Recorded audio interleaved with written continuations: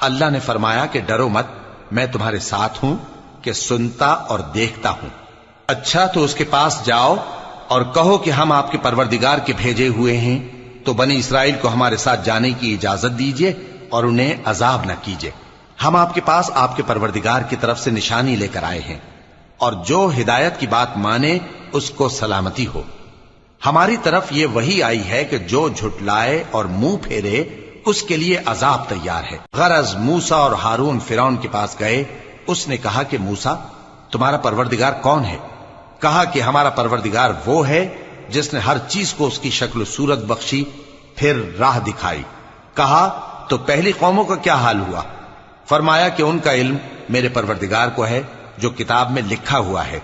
میرا پروردگار نہ چوکتا ہے نہ بھولتا ہے۔ وہ وہی تو ہے جس نے تم لوگوں کے لیے زمین کو فرش بنایا اور اس میں تمہارے لیے رستے بنا دیے اور